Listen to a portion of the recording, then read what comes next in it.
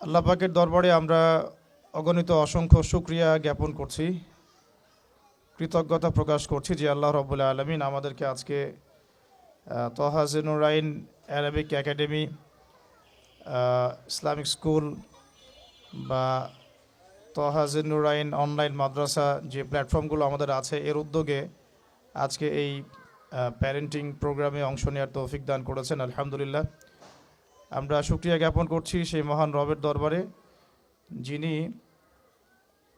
আমাদেরকে মুসলিম পরিবারে জন্মগ্রহণ করার তৌফিক দান করেছেন এবং নবী মুহাম্মদ সাল্লাল্লাহু আলাইহি ওয়াসাল্লামের সৌভাগ্যবান উম্মত হওয়ার তৌফিক দিয়েছেন।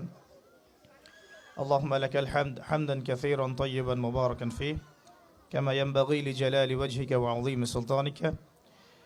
অগণিত অসংখ্য দরুদ এবং সালাত বর্ষিত হোক মহান আল্লাহ প্রেরিত সর্বশেষ নবী এবং চূড়ান্ত নবী, মানবতার মুক্তির দূত মুহাম্মদুর রাসূলুল্লাহ সাল্লাল্লাহু আলাইহি ওয়াসাল্লামের প্রতি। আমরা সংক্ষিপ্ত আকারে একবার দরুদ পড়ে নিই। আল্লাহুম্মা সাল্লি আলা মুহাম্মদ, আল্লাহুম্মা বারিক আলা মুহাম্মদ। তো আমি আলোচনা শুরু করতে চাচ্ছি পবিত্র কুরআনুল কারীমের সূরাতুল আলাক, এই সূরার প্রথম 5টি আয়াত থেকে। আল্লাহ সুবহানাহু ওয়া তাআলা এই আয়াতগুলোতে বলেছেন, বা'দা আউযু বিল্লাহি মিনাশ শাইতানির রাজীম, আল্লাহ পাক বলেছেন, ইকরা বিসমি রাব্বিকাল্লাযী খালাক। হে নবী মুহাম্মদ সাল্লাল্লাহু আলাইহি ওয়াসাল্লাম, আপনি পড়ুন আপনার রবের নামে, যিনি আপনাকে সৃষ্টি করেছেন। খালাকাল ইনসানা মিন আলাক, যিনি মানুষকে সৃষ্টি করেছেন জমাট বাঁধা রক্তপিণ্ড থেকে। ইকরা ওয়া রাব্বুকাল আকরাম, আপনি পড়ুন আপনার রব মহিমান্বিত। আল্লাযী আল্লামা বিল কলম, যিনি মানুষকে কলম দ্বারা জ্ঞান শিক্ষা দিয়েছেন। আল্লামাল ইনসানা মা লাম ইয়ালাম, মানুষকে সেই জ্ঞান শিক্ষা দিয়েছেন যা মানুষ জানতো না। এই আয়াতগুলো আমরা অনেকেই আগেও শুনেছি, অর্থও জানি, কিন্তু কিছুটা তাৎপর্য ব্যাখ্যা করার চেষ্টা করছি। আল্লাহ সুবহানাহু ওয়া তাআলা এখানে প্রথমে পড়তে বলেছেন, কিন্তু কি পড়তে বলেছেন আর এই আয়াতটা কখন নাজিল হয়েছে, কোন প্রেক্ষাপটে, এটা হচ্ছে মূল বিষয়। আসলে নবী সাল্লাল্লাহু আলাইহি ওয়াসাল্লাম এমন একটা সমাজে বড় হয়ে উঠছিলেন, যেই সমাজটা চিত্র বর্তমান সময়কার মতোই অনেকটা, আর কি অনেকটা বলছি কারণ আমার মতে মক্কার ওই জাহেলি পরিবেশটা, অর্থাৎ আবু জেহেলের ওই সমাজটা বর্তমান সময়ের চেয়ে অনেক ভালো ছিল, এটা আমার মত। আবু জেহেলের সমাজটাকে আমরা বলি আইয়ামে জাহেলিয়াত। আবু জাহেল, আবু লাহাব, উতবা, সাইবা, এগুলো আমাদের কাছে গালি হয়ে গিয়েছে, কিন্তু আবু জেহেলের যুগটা ছিল আমাদের যুগের চাইতেও তুলনামূলক বেটার। কেমন বেটার সেটা একটু পরে বুঝতে পারবেন ইনশাআল্লাহ। তো আবু জেহেলের যুগটাতে মেইনলি যে প্রবলেমগুলো ছিল সেটা হলো শিরকের সমস্যা। আল্লাহ পাকের একত্ববাদের সাথে অংশীদার সাব্যস্ত করা হতো, স্ট্যাচু ওয়ার্শিপ হতো, রিবা বা সুদভিত্তিক একটা অর্থনৈতিক সমস্যা ছিল, ব্যবসার ক্ষেত্রে জুলুম হতো, আমানতের খেয়ানত হতো, তারপরে সেখানে মাদকদ্রব্য ছিল, জিনা প্রকট ছিল, ব্যভিচার ছিল, মানুষকে অনেক সময় পশুর মতো আচরণ করা হতো, কন্যা সন্তানকে জীবিত দাফনও করা হয়েছে। এছাড়া নারী জাতির অবমাননাও ছিল, পাশাপাশি গোত্রীয় হানাহানি প্রকট ছিল। যদি একটু বিচক্ষণতার সাথে আপনি খেয়াল করেন বুঝতে পারবেন যে বর্তমান যুগে এই সমস্যাগুলো কোনোটাই কমে নাই, বরং আরও অনেক বেড়ে গেছে। এখনকার যুগে যে আমরা শিরক মুক্ত পরিবেশে বসবাস করি এমন নয়, বরং তৎকালীন মানুষরা লা ইলাহা ইল্লাল্লাহ সাক্ষ্য না দিয়ে শিরক করত। আমরা কোনো ক্ষেত্রে লা ইলাহা ইল্লাল্লাহ মুহাম্মাদুর রাসূলুল্লাহ সাক্ষ্য দিয়েও শিরক করছি আর কি। কোনো ক্ষেত্রে আমরা জানিও না শিরক কাকে বলে, কত প্রকার বা কি কি। তাওহীদ কাকে বলে, তাওহীদে রুবুবিয়্যাহ কি জিনিস, তাওহীদে উলুহিয়্যাত এটা আবার কি, আবার তাওহীদ আসমা ও সিফাত এটাই বা কাকে বলে। শিরক কাকে বলে, আশিরকু ফিল লিসান কি, আশিরকু ফিল কওল কি, আশিরকু ফিল আমাল কি, অথবা আশিরকু ফিল আকিদা, এগুলো আবার কি, এগুলো আমাদের ম্যাক্সিমাম মানুষই আমরা জানি না। তো এখন শিরকের একটা ছড়াছড়ি আছে। তখনকার শিরকটা ধর্মীয় ক্ষেত্র ছিল, এখনকার শিরকটা মোটামুটি রিলিজিয়াস পার্সপেক্টিভ পার হয়ে ইকোনমিক্সের মধ্যে চলে আসছে, ওয়ার্ল্ড অ্যাফেয়ার্সে আসছে এবং পলিটিক্যাল অ্যাফেয়ার্সের মধ্যেও আসছে, কোনো ক্ষেত্রে এডুকেশনের মধ্যেও আসছে আর কি। তো আমরা কিন্তু বলতে পারি না যে এই যুগটা আবু জেহেলের যুগের চেয়ে খুব বেটার। ওই যুগে রিবা একটা একটা নির্দিষ্ট জায়গায় ছিল, রিবা অর্থাৎ সুদ। এখন এই রিবাটা মোটামুটিভাবে বাংলাদেশের প্রেক্ষাপটেই 64 বা 68 হাজার গ্রাম বাংলায় ছড়ায় পড়ছে। কোনো কোনো ক্ষেত্রে একটা ছোট্ট গ্রামের মধ্যেও গিয়ে দেখবেন যে 10 থেকে 15টা সুদী এনজিও কাজ করে আর কি। তো রিবা কোনো জায়গায় কমে নাই, বরং বৃদ্ধি পাইছে। এবং ওয়ার্ল্ড ব্যাংকের মাধ্যমে হোক, IMF-এর মাধ্যমে হোক, পুরো গ্লোবাল অ্যাফেয়ার্সটাই এখন সুদভিত্তিক একটা ব্যাংকিং সিস্টেমের আন্ডারে চলছে। এটা আমাদের অর্থনীতিকে হারাম করে ফেলছে আর কি। আমরা এদিকে তাহাজ্জুদ গোজার এবং এদিকে মসজিদ কমিটির সভাপতি, এদিকে স্কুল প্রতিষ্ঠা করছি, এদিকে মাদ্রাসার প্রতিষ্ঠাতা হয়ে বসে আছি, বাট আমরা কোনো না কোনোভাবে রিবার সাথে সম্পৃক্ত, যেটা আমাদের রিজিককে হারাম করছে। দোয়া এই জন্যই কবুল হচ্ছে না। এটা one of the most important reason behind আমাদের দোয়া যে কবুল হচ্ছে না, এটার পিছনে আর কি। তো আইয়ামে জাহিলিয়াত এখনও যায়নি। 3 নাম্বার মাদকের যে ব্যাপারটা, সেটা আপনারা এখন এই 15 থেকে 20 বছরের বাচ্চাদেরকে দেখলে বুঝতে পারবেন যে ম্যাক্সিমামই অলমোস্ট এভরিবডি, ইল্লা মাশাআল্লাহ, আল্লাহ যাদেরকে বাঁচিয়েছেন তারা বাদ দিয়ে, সিগারেট, ইয়াবা, তারপরে ফেন্সিডিল, গাঁজা ইত্যাদির সাথে সম্পৃক্ত। যারা জেনারেল লাইনে পড়াশোনা করছে, হলে থাকছে, টুকটাক ছাত্র রাজনীতি করছে ইত্যাদি, কোনো না কোনোভাবে তারা মাদকদ্রব্যের সাথে সম্পৃক্ত হয়ে গেছে আর কি। আর না হলে তো আর একটা শিক্ষা প্রতিষ্ঠানে 10 জন ছেলে মিলে একটা মেয়েকে জোর করে ধর্ষণ করে ফেলতে পারতো না, তাও আবার স্বামীকে বেঁধে রেখে। মাদকাসক্ত বলেই পেরেছে, বিকজ অফ দ্য এডিকশন, কি বলবো, ইন ড্রাগস। এই কারণেই তো তারা এটা করতে পেরেছে। সুস্থ মস্তিষ্কের মানুষ তো এগুলো করতে পারে না। বইটা একটা ছেলেকে সবাই মিলে পিটায় এক রাত্রে মেরে ফেললো, এটা সুস্থ মস্তিষ্কের একটা মানুষের পক্ষে সম্ভব না। সারা রাত ছেলেটা পানি পানি করে চিৎকার করলো, আর সবাই আমরা নির্মমভাবে মারলাম, হাসলাম, হাত পা ভেঙে দিলাম। মার আমরাও খেয়েছি জীবনে কম বেশি, কিন্তু যে হকি স্টিক বা ক্রিকেটের স্ট্যাম্পের কথা বলা হচ্ছে, এগুলো দিয়ে মারলে যথেষ্ট ব্যথা পেয়েছে সেই ছেলেটা, ওই ব্যথাতেই সে ছেলে মারা গিয়েছে। তো এটাও একটা শিক্ষা প্রতিষ্ঠানেরই ঘটনা আর কি। বাংলাদেশের প্রেক্ষাপটে যাকে আমরা অনেক বড় শিক্ষা প্রতিষ্ঠান মনে করি, তার ইন্টারনাল সিচুয়েশনটা এরকম। তো এরা মাদকদ্রব্যের সাথে সম্পৃক্ত না হলে এটা হতো না আর কি। আর কিছু কিছু ক্ষেত্রে আমরা এখন একটু ফ্র্যাঙ্কলি কথা বলছি, বিকজ দিস ইজ দ্য মানে right time to say some open secrets আর কি। তো এখন otherwise it will be too late, আমার কাছে যেটা মনে হয়। তো ওই আইয়ামে জাহিলিয়াতের মাদকটা এখনও যায় নাই, বরং এখন TikTok generation, PUBG generation, free fire generation, হ্যাঁ, তারপরে প্যারালাইজড বুদ্ধি প্রতিবন্ধী কিছু জেনারেশন আসছে, যারা রাস্তাঘাটে এখানে ওখানে মাদকের সাথে সম্পৃক্ত, ছিনতাই করতেছে, রাহাজানি, টিজ করতেছে, মেয়েদেরকে নিয়ে ফুর্তি করতেছে ইত্যাদি। 20 বছরের একটা ছেলে এখন এমন সব পাপ করে ফেলে, যেটা আমরা হয়তো 50 বছরের একজন বৃদ্ধের কাছে আশা করতে পারি না। তো এই হচ্ছে সামাজিক প্রেক্ষাপট আর কি। আমরা বাইরে অনেকেই ভালো মানুষ সাজার ভান করে আছি, বাট আমাদের ঘরগুলা, পরিবারগুলা, সমাজ, আমাদের রাষ্ট্র আল্লাহ পাকের গজব পাওয়ার একটা উপযুক্ত জায়গায় চলে আসছে আর কি। এখন পর্যন্ত যে গজবটা আসে নাই, আমার মনে হয় এটা আল্লাহ পাকের সবচেয়ে বড় ব্লেসিংসের মধ্যে একটা। তো লম্বা হয়ে যাবে, ওইদিকে যাচ্ছি না। তো আমরা শিরকের সমস্যাটা এখনও দেখি, মাদকেরটাও দেখি, রিভারটা আরও প্রকট আকারে দেখি। মেয়েদের অবমাননার ব্যাপারটা আমি আর বলতে চাচ্ছি না, এটা আপনারা খুব ভালোই জানেন, এটা নিয়ে আমি টাচ করতে চাচ্ছি না। এটা কোন জায়গায় চলে আসছে যে এখন নারী অধিকার, নারী আন্দোলন, এগুলো বলতে বলতে আমরা এখন ট্রান্সজেন্ডার এর যুগে চলে আসছি আর কি। এখন মানুষ বাইরে বাইরে ছেলে এবং ভিতরে ভিতরে মেয়ে দাবি করছে। হ্যাঁ, আর এগুলা একটা জিনিস কিন্তু হঠাৎ করে রাইজ করে না। একটা জিনিস মানুষ আগে শেকড় শক্ত করে, তারপরে না মানুষ সমাজে জানান দেয়। তার মানে বিগত 20-30 ইয়ার্সে তাদের শেকড়টা শক্ত হয়েছে বলেই তো এখন পাঠ্যপুস্তক এগুলো আসতে পেরেছে, না হলে তো আসতে পারতো না। তো এখন এই যুগ চলছে আর কি। তো জিনা, ব্যভিচার, পর্নোগ্রাফি এবং সমকামিতার এই যুগে আমরা এখন ট্রান্সজেন্ডারকে প্রমোট করছি। আর মেয়েদের অবমাননার কথা আমার বলার আর মানে বাকি নাই, যেটা আপনারা আমাদের চেয়ে খুব ভালোই জানেন, শিক্ষিত সমাজ, আপনারা ফেস করেন এগুলো। আর একটা বিষয় যেটা টাচ করেছিলাম, যে গোত্রীয় হানাহানি, যেটা এখনকার পলিটিক্যাল হানাহানি বলেন, ধর্মতাত্ত্বিক হানাহানি বলেন, এগুলো তো রূপ নিয়েছে আর কি, সামাজিক দ্বন্দ্বের রূপ নিয়েছে। তো আইয়ামে জাহিলিয়াতের আবু জেহেলের যুগটা আমার কাছে মনে হয় যে এই যুগের চেয়ে কিছুটা হলো বেটার ছিল। অ্যাটলিস্ট ওই সময়ের এই সমস্যাগুলোর গ্লোবালাইজেশন ছিল না, এখন এই সমস্যাগুলোর পুরো গ্লোবালাইজেশন হয়েছে। একটা কিছু পড়লে, পর্নোগ্রাফি যদি লঞ্চ করা হয় এক মাসের মধ্যে সারা দুনিয়াব্যাপী এটা ছড়ায় যায়। একটা মাদক যদি লঞ্চ করা হয়, সারা দুনিয়া ছড়াতে 7 দিন সময় লাগে না। একটা নতুন মুভি চলে আসলে 3 দিনের মধ্যে এটা মিলিয়ন ভিউজ হয়ে যায়। একটা মানে অন্যায় কিছু, একটা শব্দ ট্রান্সজেন্ডার লঞ্চ হওয়া মাত্রই 1 মাসের মধ্যে সারা দুনিয়া কাঁপায় ফেলতেছে। তো এটা হচ্ছে গ্লোবালাইজেশনের যুগ। এখন আর আবু জেহেলের যুগের মধ্যে শুধু মক্কায় সীমাবদ্ধ থাকে না, পুরো গ্লোবালি এটাকে ছড়ায় দেওয়া হয়। তো এই যুগে আমি বলতে চাচ্ছি এরকম একটা যুগে একটু মনোযোগ দিবেন, বিকজ টার্মসগুলো আপনারা ভুলে যাবেন পরে, না হলে মনে রাখতে পারবেন না। এমনই একটা যুগে আমাদের নবী মুহাম্মদ সাল্লাল্লাহু আলাইহি ওয়াসাল্লাম জন্ম নিয়েছিলেন। আমরা একটু দরুদ পড়ি, বলি সাল্লাল্লাহু আলাইহি ওয়াসাল্লাম। আমাদের নবী সাল্লাল্লাহু আলাইহি ওয়াসাল্লাম কিন্তু একদম একটা পুত পবিত্র সমাজে জন্ম নেন নাই। এমন না যে তিনি এমন একটা সমাজে জন্ম নিয়েছেন যেটা পুরো পাপ মুক্ত, নট অ্যাট অল।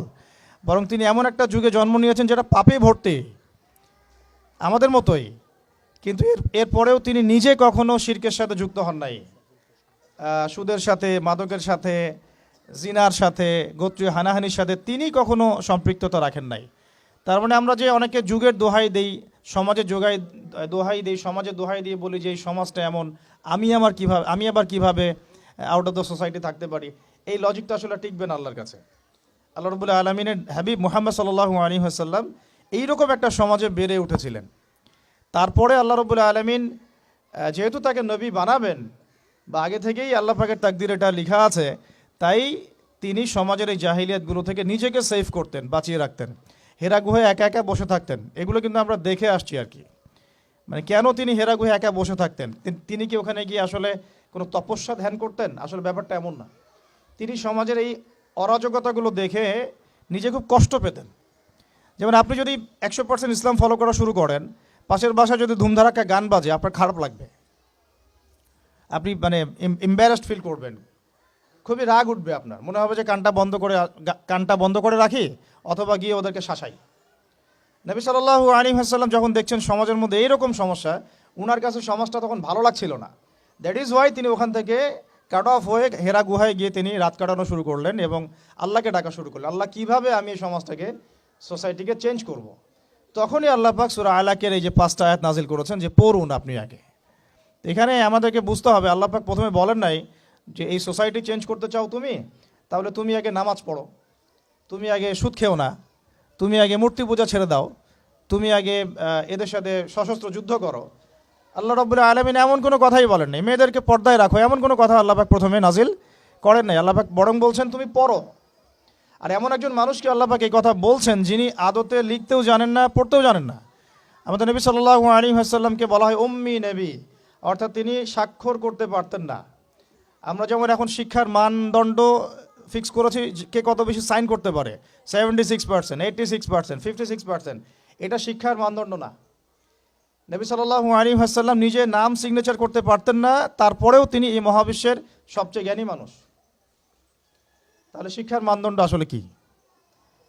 তা আমরা একটা বাইরের চোখ দিয়ে ওয়ার্ল্ডটাকে দেখতেছি আর কি। নবী সাল্লাল্লাহু আলাইহি ওয়াসাল্লামকে আল্লাহ পাক বললেন পড়ুন। নবীজি বলছেন, ওই সময়ও বলছেন মা নবী করি, আমি তো পড়তে জানি না। তখন জিবরাইল আলাইহিস সালাম তাকে চেপে ধরলেন খুব শক্ত করে, আবার ছেড়ে দিয়ে বলছেন ইকরা, পড়ুন। তিনি আবারও বলছেন মা নবী করি, আমি তো পড়তে জানি না, আমি তো পড়তে শিখি নাই কখনো, আমি তো আলিফ বা তা চিনি না। আবার চিপে ধরলেন শক্ত করে, তিনি বলছেন আমার মনে হয় জীবনটা বের হয়ে যাবে, এত শক্ত করে ধরেছেন।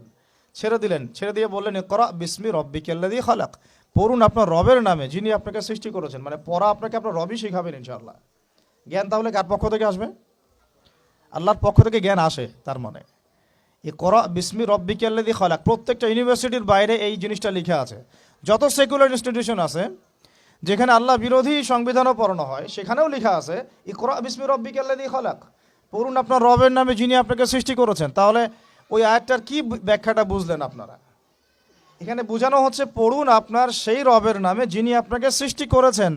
মানে যে জ্ঞান আমাকে আল্লাহর দিকে নিয়ে যায় সেটাই হলো দ্য ডেফিনেশন অফ নলেজ। আবার বলতেছি, যে জ্ঞানটা আমাকে আল্লাহর দিকে নিয়ে যাবে সেটাই হলো জ্ঞানের সংজ্ঞা। যেই জ্ঞান আমাকে আল্লাহ থেকে দূরে সরায় দেয় ওইটা জ্ঞান নয়, এটাকেই বলে জাহেলিয়া, অজ্ঞতা। এখন আমরা যদি একটু টপ টু বটম হিসাব করি যে কোন কোন সাবজেক্ট, কোন কোন জ্ঞানগুলো আমাদেরকে আল্লাহর দিকে নিচ্ছে আর কোন কোন সিস্টেম আমাদেরকে আল্লাহ থেকে দূরে সরাচ্ছে, ব্যাস নিজেরাই ক্যালকুলেশন করে বের করতে পারবো কোনটা নলেজ আর কোনটা what is the definition of knowledge. তো এখন কথা হচ্ছে এর পরের আয়াতে আল্লাহ পাক বলছেন যে ইকরা বিসমি রব্বিকাল্লাযী খালাক, খালাকাল ইনসানা মিন আলাক। দেখো মানুষ এমনি এমনি অটোমেটিক্যালি সৃষ্টি হয়নি, মানুষকে আল্লাহ পাক আলাক থেকে সৃষ্টি করেছেন। যে আল্লাহ তোমাকে সৃষ্টি করেছেন সেই আল্লাহর দিকে যে জ্ঞান তোমাকে নিয়ে যাবে, ওই জ্ঞান তুমি চর্চা করো, ওই জ্ঞান তুমি পড়ো। তারপরে ইকরা ও রব্বুকাল আকরম, পড়ো, কারণ তোমার রব মহিমান্বিত। তিনি তো লা তুযাহুবুল মানাত নন, তিনি মহাপরাক্রমশালী আল্লাহ সুবহানাল্লাহ, যার যিনি আলিমুল গায়বি ওয়া শাহাদা, যিনি আগেরও জ্ঞান জানেন, পিছনেরও জ্ঞান জানেন, যিনি এই মহাবিশ্ব সৃষ্টি করার আগেই সব জ্ঞান লিপিবদ্ধ করে ফেলেছেন লাউহে মাহফুজে। তিনি জানেন এক্স্যাক্টলি কোন দিনে কিয়ামত হবে। তিনি মহাবিশ্বের প্রত্যেকটা প্রাণীর তাকদীর সম্পর্কে জানেন। আমাদের জ্ঞান কতটুকু আমরা জানি না আগামীকাল কি ঘটবে আমাদের সাথে। তো সেই ক্ষুদ্র জ্ঞান নিয়ে আমরা মহাপরাক্রমশালী আল্লাহ পাকের জ্ঞানকে টক্কর দিচ্ছি এখন আর কি। সিচুয়েশনটা এখন এমন। আল্লাযী আল্লামা বিল কলম, শুধু তাই নয়, যে আল্লাহ মানুষকে কলম দিয়ে জ্ঞান শিক্ষা দিয়েছেন। এখানে পড়ার সাথে লেখার একটা ঘনিষ্ঠ সম্পর্ক আছে। কারণ আমি হাদিস রিসার্চ করতে গিয়ে পেয়েছি যে আল্লাহ রাব্বুল আলামিন কলম সৃষ্টি করেছিলেন 50,000 বছর আগে। সর্বপ্রথম যে সৃষ্টিগুলো আল্লাহ পাকের, তার মধ্যে আরশে আজিম, তারপরে কলম, লাউহে মাহফুজ। কলম সৃষ্টি করে আল্লাহ বলেছেন, কলমকে বলেছেন তুমি লিখো। কলম কথা বলেছিল যে মাযা আকতুব, আমি কি লিখব। আল্লাহ পাক বলেছেন উকতুব, তুমি লিখো, কিয়ামত পর্যন্ত যা হবে সব লিখো। কলম লিখা শুরু করেছে, কিয়ামত পর্যন্ত যা হবে সব লিখা হয়ে গেছে, এটা ডান কুদি আল আমর। এমনকি মেরাজের রাতে নবী সাল্লাল্লাহু আলাইহি ওয়াসাল্লাম যখন সপ্তম আসমানের উপরে গিয়ে এখান থেকে তিনি যখন সিদরাতুল মুনতাহা পার হয়ে যাচ্ছেন, তখন কলমের সেই যে লিখার খসখস শব্দ তিনি শুনতে পাচ্ছিলেন। তা আমরা এগুলা বুঝি না যে পড়ার সাথে লিখার একটা গভীর সম্পর্ক আছে। আল্লাযী আল্লামা বিল কলম আল্লামাল ইনসান মা লাম ইয়ালাম, এটা আরো বড় শব্দ, এটা আরো বড় বাক্য। আল্লামাল ইনসান, যেই আল্লাহ মানুষকে জ্ঞান শিক্ষা দিয়েছেন, মা লাম ইয়ালাম, যে জ্ঞান মানুষ জানতো না। আমরা সৃষ্টিগতভাবে জ্ঞানী ছিলাম না, ফুল স্টপ। আমাদের কোনো জ্ঞান ছিল না। আপনি যত জ্ঞানতাত্ত্বিক দর্শন আছে ঘাটেন, আপনি 3টা দর্শন পাবেন। একটু আমার দিকে ফোকাস করেন। জ্ঞানতাত্ত্বিক যত দর্শন আছে, আমি ফিলোসফির স্টুডেন্ট ছিলাম এক সময়, এগুলো সব বই আমাদের পড়া শেষ আলহামদুলিল্লাহ, এবং আমাদের রেজাল্ট কখনো সেকেন্ড ক্লাসও আসে নাই। জ্ঞানতাত্ত্বিক যত দর্শন আছে দেখবেন 3 ভাগে বিভক্ত। পৃথিবীর বড় বড় যত দার্শনিক আছে, অমুসলিম দার্শনিক আর কি, পশ্চিমা, চাইনিজ, রাশিয়ান ইত্যাদি ইত্যাদি, তাদের দর্শন হচ্ছে জ্ঞান আসছে বুদ্ধি থেকে, তাদের ধারণা জ্ঞান আসছে বুদ্ধি থেকে। আবার এর বাইরে আরেক শ্রেণীর আছে দার্শনিক, তারা বলে জ্ঞান আসছে অভিজ্ঞতা থেকে। বুদ্ধি থেকে যারা আসছে ওদেরকে বলা হয় বুদ্ধিবাদী দার্শনিক, অভিজ্ঞতাবাদী যারা ওদেরকে বলে অভিজ্ঞতাবাদী ফিলোসফার। আবার এক শ্রেণীর দার্শনিক আছে যারা আবার দুটাকে সমন্বয় করেছে, তারা বলছে না, বুদ্ধি থেকেও আসছে, অভিজ্ঞতা থেকেও আসছে। এরা কোনো কনক্লুশন আসতে পারে না যে নলেজ আসলে কি।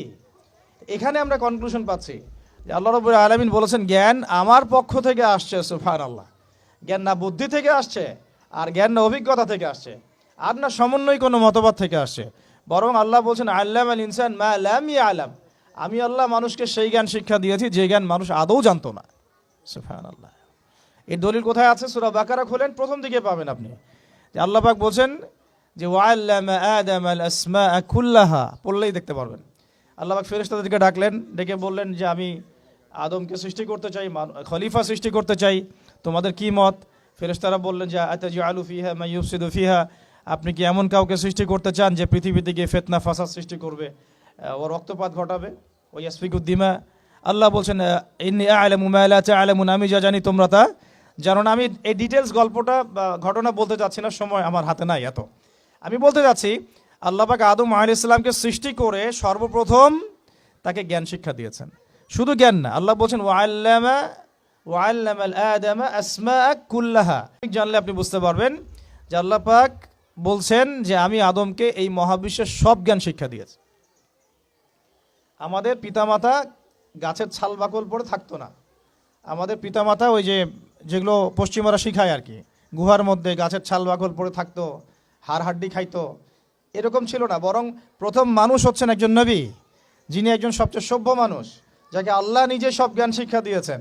পৃথিবীতে কিভাবে চলতে হবে আল্লাহ শিখিয়েছেন, কিভাবে শিকার করতে হবে, কিভাবে চাষবাস করতে হবে, কিভাবে কাপড় পরতে হয়। আল্লাহ পাক কাপড় নাজিল করেছেন আসমান থেকে প্রথম দিকে, তারপরে বুনন শিক্ষা দিয়েছেন, শিক্ষা, তারপরে বাণিজ্য, কৃষি ইত্যাদি, রাজনীতি, সব কিছু আল্লাহ শিক্ষা দিয়েছেন আদম আলাইহিস সালামকে। এই জন্যই তিনি ছিলেন আল্লাহ পাকের খলিফা। খলিফা মানে পৃথিবীতে যে আল্লাহর হুকুম বাস্তবায়ন করে, যে পৃথিবীতে আল্লাহর হুকুম বাস্তবায়ন করে সে আল্লাহর খলিফা। যে পৃথিবীতে আল্লাহর হুকুম বাস্তবায়ন করে না সে এই দুনিয়াতে শয়তানের খলিফা, ফুল স্টপ। তো আদম আলাইহিস সালাম আল্লাহ পাক তাকে নিজ নিজ জ্ঞানে জ্ঞানী করেছেন, তার পক্ষ থেকে জ্ঞান শিক্ষা দিয়েছেন, এরপরেই ফেরেশতাদেরকে দিয়ে সিজদা করিয়েছেন।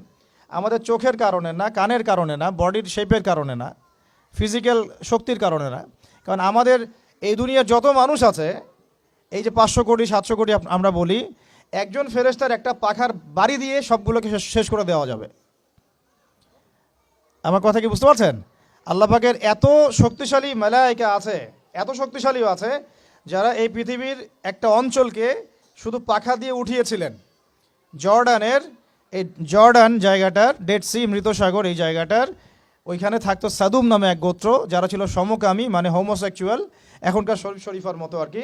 তো আল্লাহ পাক তাদেরকে এইভাবে ফেরেশতার ডানায় উঠিয়ে উপর থেকে পাথর নিক্ষেপ করে থ্যাতলা করে উল্টা দিকে দাফন করেছেন একজন ফেরেশতার পাখা দিয়ে, জিবরাইল আলাইহিস সালাম। তো তাহলে ফেরেশতাদেরকে আল্লাহ পাক যে বললেন আদমকে সিজদা করো, এটা কিসের মানদণ্ডে? ফিজিক্যাল স্ট্রেংথের, নাকি স্ট্রাকচারের, নাকি অন্য কিছু? অবশ্যই এটা জ্ঞানের মানদণ্ডের। কারণ ফেরেশতারা সেই নাম বলতে পারেন নাই যেটা আদম আলাইহিস সালাম বলে দিয়েছেন।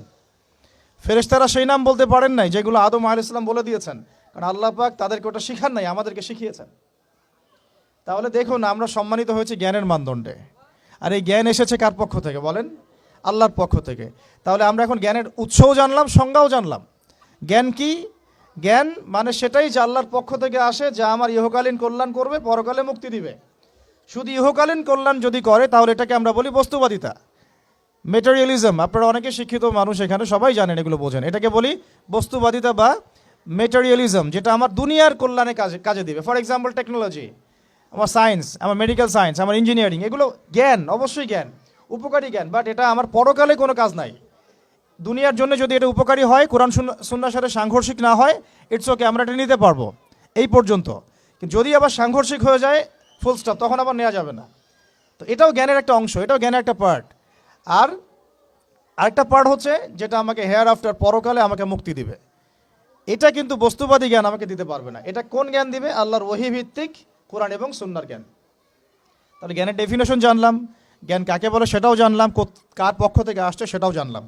এখন শোনেন যে এই জ্ঞানটা প্রত্যেক নবী আম্বিয়া কেরাম চর্চা করেছেন। আদম আলাইহিস সালাম থেকে শুরু করে মুহাম্মদ সাল্লাল্লাহু আলাইহি ওয়াসাল্লাম পর্যন্ত। আমরা যে বলি, অনেকেই বলি 1,24,000, কেউ বলে 2,24,000, সংখ্যাটা আল্লাহ ভালো জানেন। যত নবী রসুলকে আল্লাহ পাঠিয়েছেন ওই আসমানি জ্ঞান দিয়েই পাঠিয়েছেন। যেই জ্ঞানকে আমরা বলি ওয়াহি, এক সময় ছিল তাওরাত, দেন জাবুর, ইনজিল, কোরআন, এভাবে প্রত্যেক যুগে যুগে আল্লাহ পাক নবী রসুল পাঠিয়েছেন। তাদের কাছে আল্লাহ পাক জ্ঞান পাঠিয়েছেন, ওয়াহি পাঠিয়েছেন, আসমানি কিতাব পাঠিয়েছেন। আল্লাহ বলছেন ওয়ালিকুল্লি কওমিন হাদ, আমি প্রত্যেক কওমের মধ্যেই হেদায়েত দাতা পাঠিয়েছি। তারা মানুষকে জ্ঞান শিক্ষা দিতেন, আত্মশুদ্ধি অর্জন করাতেন, দুনিয়ার জন্য যা কল্যাণ সেটাও শিক্ষা দিতেন, পরকালের জন্য যেটা কল্যাণ সেটাও শিক্ষা দিতেন। এটা ছিল আর কি কমপ্লিট কোড অফ সিলেবাস আর কি, দ্য সিলেবাস অফ এডুকেশন, এরকম ছিল। এখন আবু জেহেলের যুগটার কথা একটু ভুলে গেছেন কিনা একটু মনে করেন তো। ওই যে সমস্যাগুলোর কথা বললাম, ওই যে প্রবলেমসগুলোর কথা বললাম আমরা, আচ্ছা বাচ্চারা ওদের মতো থাক, আমরা আমাদের আলোচনায় যাই। ওই আবু জেহেলের যুগটার কথা আমি যে বললাম আপনাদেরকে, একটু আমি মনে করায় দিই যে ওই যুগটা কি পরিবর্তন হয়েছিল কি হয় নাই বলেন? কতদিন লাগছে সময়? কে বলতে পারবেন? 23 বছর। কতদিন? 23 বছর। আমাদের সবারই নবী সাল্লাল্লাহু আলাইহি ওয়াসাল্লামের জীবনীটা অন্তত একবার পড়া উচিত। 23 বছর সময় লেগেছে তার এই সমাজটা পরিবর্তন করতে। এখন আমি যদি বলি 23 বছর আগের আর পরের মক্কাকে আপনি একটু কম্পেয়ার করেন। 23 বছর আগের মক্কায় যে পাপগুলোর কথা বললাম আমি, জাহেলিয়াতগুলোর কথা বললাম, ঠিক 23 বছর পরের মক্কায় কি এগুলোর কোনো অস্তিত্ব আছে বলেন? 23 বছর পরের মক্কায় কোনো শিরক পাবেন? কোনো মূর্তি পূজা, কোনো নারীর শ্লীলতাহানি, রেপ, ধর্ষণ, জিনা, ব্যভিচার, মাদক, গোত্রীয় হানাহানি বা সুদ কোনো কিছু ছিল না। তারপরে আমরা এই যুগটাকে সবচেয়ে শ্রেষ্ঠ যুগ বলে স্বীকার করতে এখন চাচ্ছি না, আধুনিকতার দোহাই দিই আর কি, সো কল্ড। দেখুন এই 23 বছরের নবী সাল্লাল্লাহু আলাইহি ওয়াসাল্লাম পানি পড়া খাওয়ায় বেড়ান নাই মানুষকে। তিনি মানুষকে খালি ফু দিয়ে বের হন নাই। তিনি শুধু তাসবিহ দানা নিয়ে সুবহানাল্লাহ সুবহানাল্লাহ আলহামদুলিল্লাহ আলহামদুলিল্লাহ আল্লাহু আকবার এমন করেই তার জিকির করে শেষ করেন নাই। মসজিদের কোনায় তিনি সবসময় বসে থাকেন নাই। 23 বছরে তিনি কিন্তু মানুষের উপর কোনো জাদু বা সেহের করেন নাই। এই 23 বছরে তিনি কিছু কাজ করেছেন, যার ফলশ্রুতিতে এই সমাজটা 23 বছরের মধ্যে টোটালি চেঞ্জ হয়ে গেছে। এবং সেই কাজটা তিনি করেছেন মূলত কোরআন কেন্দ্রিক এবং তার সুন্নাহ কেন্দ্রিক। কি কাজ করেছেন? ফার্স্ট অফ অল, তিনি প্রত্যেকটা মানুষের ভিতরের আকীদা পরিবর্তন করেছেন, তাদেরকে কোরআন শিক্ষা দিয়েছেন, তার সুন্নত শিক্ষা দিয়েছেন, আত্মশুদ্ধি শিক্ষা দিয়েছেন, আদব শিক্ষা দিয়েছেন।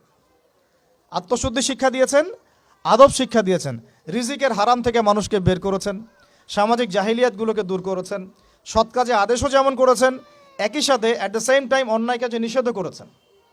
তিনি মানুষকে আল্লাহর ইবাদতের দিকে ডেকেছেন, একই সাথে তিনি কিন্তু মানুষকে গায়রুল্লাহর ইবাদত থেকেও বাইরে বের করে এনেছেন। তিনি প্রয়োজনে সবর করেছেন, কখনো গালি খেয়েছেন, কখনো মার খেয়েছেন, কখনো দেশ থেকে চলেও গেছেন, কখনো তায়েফে গিয়েছেন, কখনো সাহাবীদেরকে আবিসিনিয়ায় পাঠিয়েছেন, কখনো নিজে আবার মদিনায় হিজরত করেছেন। মদিনায় গিয়ে কখনো আবার তিনি রাষ্ট্র কায়েম করেছেন, কখনো আবার তাকে যুদ্ধ করতে হয়েছে, কখনো তিনি আবার সেনাবাহিনী গঠন করেছেন, সারিয়া অভিযান করেছেন, বদরের মাঠে গিয়েছেন, উহুদে গিয়েছেন, খন্দকে গিয়েছেন, হুদাইবিয়ার সন্ধিতে তিনি মেনে নিয়েছেন। পরে আবার মদিনায় ফেরত গিয়ে খায়বার আক্রমণ করেছেন। পরে আস্তে আস্তে পররাষ্ট্রনীতি অ্যাপ্লাই করে মক্কা বিজয় করে পুরো মক্কায়, জাজিরাতুল আরবে তিনি দিনটা প্রতিষ্ঠা করেছেন। ওই 23 বছর পরের মক্কায় আপনি কিন্তু আর কোনো রকম জাহিলিয়াত দেখছেন না। তাহলে আমরা বলতে পারি পুরো বিষয়টা কিন্তু হয়েছে, সম্ভব হয়েছে ওই একটা শব্দ থেকে শুরু হয়েছে, ইকরা মানে পড়ুন। এমন কোনো সাহাবী আপনি দেখাতে পারবেন না যে সাহাবী কোরআন তেলাওয়াত করতে জানতেন না। এমন কোনো সাহাবী আপনি খুঁজে পাবেন না যিনি কোরআনের অর্থ জানতেন না। এমন কোনো মহিলা সাহাবীও আপনি পাবেন না যিনি কোরআন জানতেন না, হাদিস জানতেন না, উসুল বুঝতেন না, ফিকহ বুঝতেন না, মাসলা মাসাইল বুঝতেন না, আকীদা ঠিক ছিল না, ইত্যাদি ইত্যাদি। এমন কোনো মানুষ আপনি তখন খুঁজে পাবেন না। তো এখন হচ্ছে এটা আমাদের সমাজের মৌলিক সমস্যা। আর এখন যদি আপনি 90% মুসলিমের এই বাংলাদেশে সার্চ করেন, যদিও এটা এখন 90% নাই, অলমোস্ট 80% চলে আসছে, বিকজ দিন দিন আমাদের এখানে খ্রিস্টানদের সংখ্যা বাড়ছে, আর কি কাদিয়ানিদের সংখ্যা বাড়ছে, আরও অন্য জাতিদের সংখ্যা বাড়ছে, বিকজ অফ আমাদের শীতনিদ্রা। আমরা বলি আমরা এখন শীত নিদ্রায় আছি, আর কি আমরা পড়ে আছি জিলাপি, খোরমা, বিরিয়ানি, হাত বাঁধা, আমিন জোরে আসতে ইত্যাদি নিয়ে। এদিকে মাশাআল্লাহ নাউজুবিল্লাহ যা কাজ হওয়ার হয়ে যাচ্ছে, যা ধ্বংস হওয়ার সেটা হয়ে যাচ্ছে। তো এখন কথা হচ্ছে যে এই যে পরিবর্তনটা নবী সাল্লাল্লাহু আলাইহি ওয়াসাল্লাম করলেন, আমরা যদি এখন আমাদের দেশের দিকে তাকাই, ধরে নিলাম 90%ই মুসলিম দেশ, আপনি 90% মুসলিমের মধ্যে 80% দেখবেন নামাজই পড়ে না, 80% মেয়ে দেখবেন পর্দা নাই, 80% ফ্যামিলির মধ্যে প্রপার ইসলাম প্রতিষ্ঠা নাই, 80% মুসলমান আমাদের দেশে বিশুদ্ধ করে কোরআন তেলাওয়াত করতে পারে না। 80% মুসলমান দেখবেন জাকাত ফরজ হয়েছে যাদের, তারা জাকাত দেয় না। রমজান মাসে সওমও অনেকে রাখেন না। আমরা সৎ কাজে আদেশ সবাই করি না, অসৎ কাজে নিষেধের তো প্রশ্নই ওঠে না, সৎ কাজে আদেশও সবাই করি না। আবার আমরা যারা ধর্মতাত্ত্বিক কথা বলছি দাড়ি টুপি নিয়ে, আমাদের মতো ডিভাইডেশনের অভাব নাই, একেবারে হাজারটা ডিভাইডেশনে আমরা অলরেডি লিপ্ত হয়ে গেছি, আর কি। তো এই যে একটা সমস্যা, আবার ইকোনমিক লাইফে আমরা ম্যাক্সিমামই সুদ খাচ্ছি, আমরা আমারও খেয়ানত করতেছি, মাপে কম দিচ্ছি, দুর্নীতি করতেছি, জানি আল্লাহ বলে একজন আছেন, জানি রসুল বলে একজন আছেন, জানি মৃত্যু হবে, জানি কিয়ামতে জবাবদিহি করতে হবে, জানার পরেও প্রত্যেকটা ক্ষেত্রে টপ টু বটম আমরা চুরি করতেছি, দুর্নীতি করতেছি, আমানতের খেয়ানত করতেছি, এবং আমরা বাইরে আবার জুমার নামাজও পড়তেছি, ঈদের নামাজও পড়তেছি, কোনো কোনো ক্ষেত্রে চিল্লা দিচ্ছি, এবং শেষ বয়সে হজ করে মনে করতেছি যে আমি মাশাআল্লাহ জান্নাতে চলে যাব। তা আমাদের ইসলামের কনসেপ্টটা এরকম। এই কারণে আসলে আমরা আলটিমেট যে একটা সোশ্যাল রেভলিউশনের কথা বলি, এটা হয়ে উঠতেছে না। এখন অনেক বড় কথা বলে ফেললাম, এখন আমি বেসিক জায়গাতে এসে শেষ করি।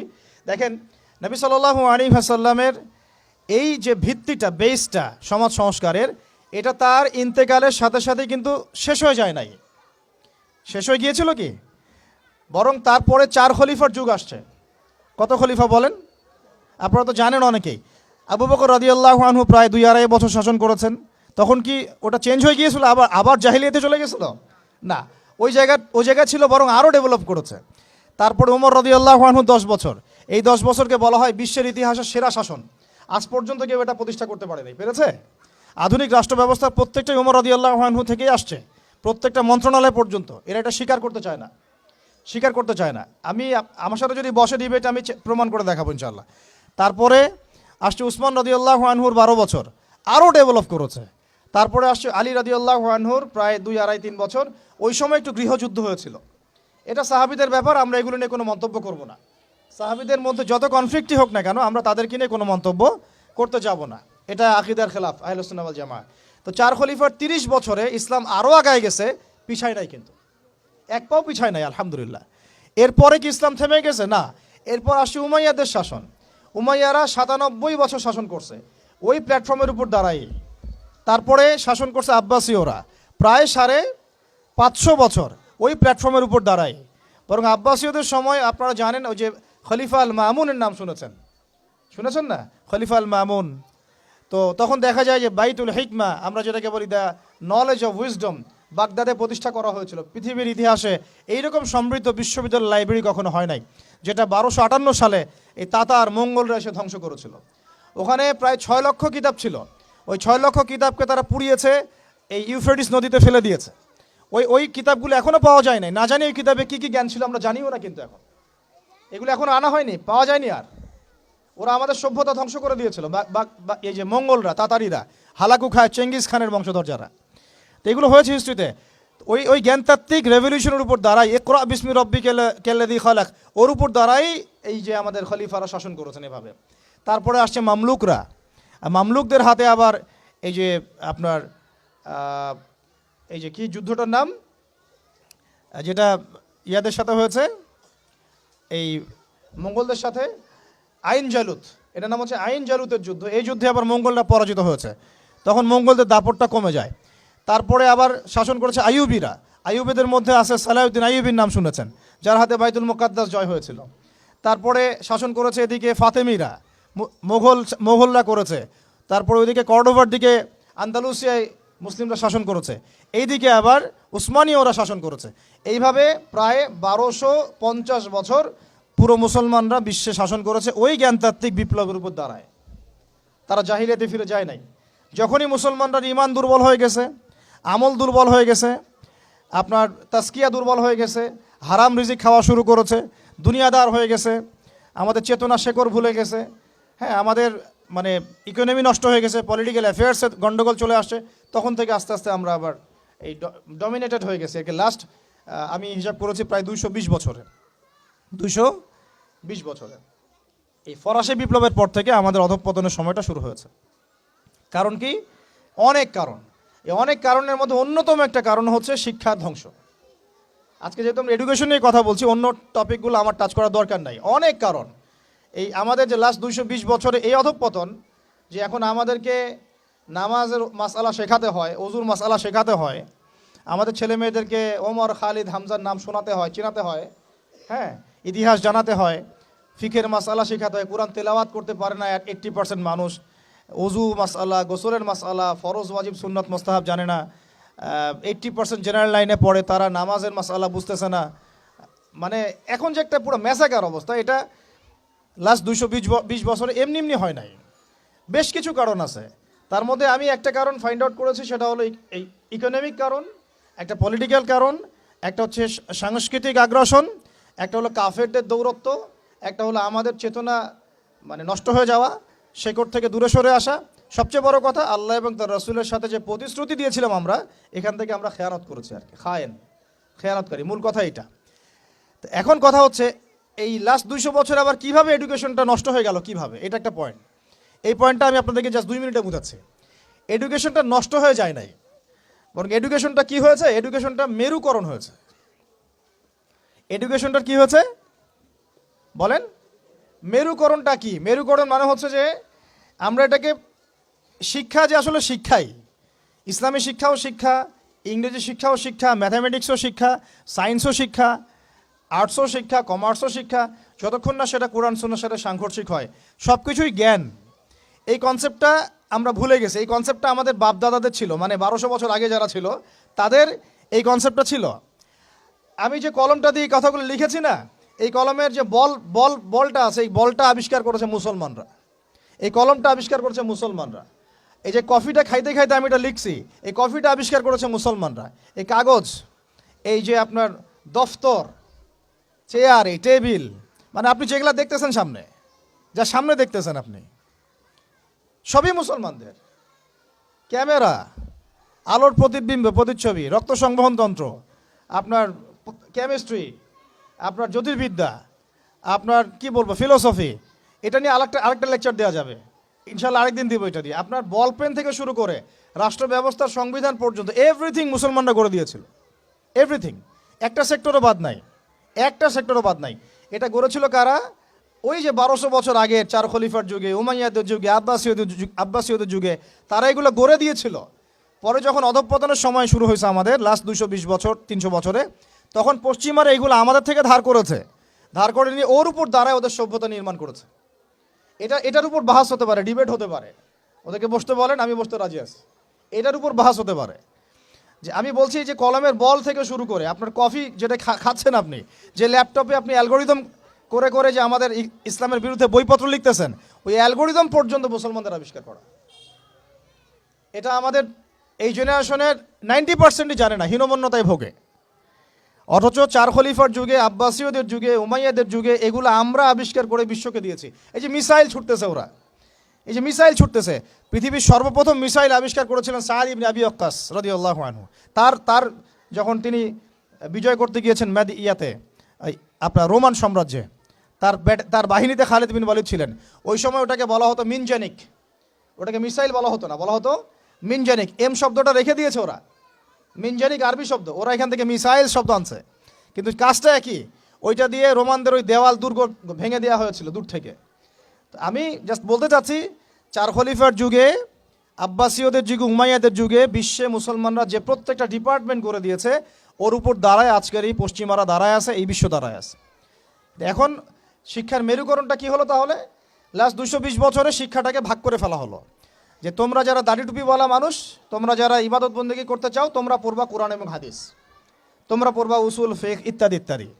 আর যারা তোমরা ডাক্তার হতে চাও, ইঞ্জিনিয়ার হতে চাও, ব্যারিস্টার হতে চাও, তারপরে পলিটিশিয়ান হতে চাও ইত্যাদি ইত্যাদি, তোমরা পড়বা ইংরেজি, বাংলা, সায়েন্স, ম্যাথামেটিক্স, হ্যাঁ, আর্টস, কমার্স, ব্যারিস্ট্রি, মেডিকেল সায়েন্স ইত্যাদি তোমরা পড়বা আর কি। এই যে মেরুকরণ, এই মেরুকরণটাই হারাম হয়েছে প্রথমে। এটাই একটা বাজে জিনিস হয়েছে শিক্ষার মধ্যে। কখনো মেরুকরণ ছিল না, বরং ওমর রাদিয়াল্লাহু আনহুকে আপনি দেখেন, ওমর রাদিয়াল্লাহু আনহু একজন ফকিহ, একজন হাফেজ, একজন আলেম, একজন বিজ্ঞ খলিফা, পাশাপাশি একজন রাষ্ট্রপ্রধান। এমন আমাদের এগুলো বললে তো ওনারা রাগ করে। আমি তো খোলামেলা ওনাদের সাথে কথা বলি এখন, যে আপনাদের মধ্যে একজন ব্যক্তিকে জুমার খুতবা দিতে পাঠান দেখি, মিম্বরে 360 জন এমপি একজনকে পাঠান যে জুমার খুতবা দিতে পারবে। দাঁড়ায় বলবে ইন্নাল হামদুলিল্লাহ নাহমাদুহু ওয়া নাস্তাঈনুহু মান ইয়াহদিহিল্লাহু ফালা মুদিল্লা লাহু ওয়া মান ইউদ্লিল ফালা হাদিয়া। আরবি দিয়ে জাস্ট 5টা মিনিট আপনি খুতবা দিবেন, জুমার খুতবা, এজ এ রাষ্ট্রপ্রধান। দেখেন পারে নাকি? 1200 বছর যিনি খলিফা তিনি খুতবা দিয়েছেন, তিনি ছিলেন ফকিহ, তিনি ছিলেন আলেম, তিনি ছিলেন বিজ্ঞ পণ্ডিত, তিনি হাফেজ। এই 1250 বছরে যিনি ফিলোসফার, তিনি এদিকে আবার মুহাদ্দিস, যিনি মেডিকেল সায়েন্সের দক্ষ, তিনি আবার এদিকে হাফেজ, সেখানে কারি, সেখানে আলেম। এই শিক্ষার বিভক্তিটা আমাদের মধ্যে ছিল না। সেকুলার কনসেপ্টগুলো যখন আসছে এই লাস্ট 200-300 বছরে, তখন থেকে আস্তে আস্তে শিক্ষাটাকে এইভাবে ভাগ করে আমরা একাকার করে ফেললাম।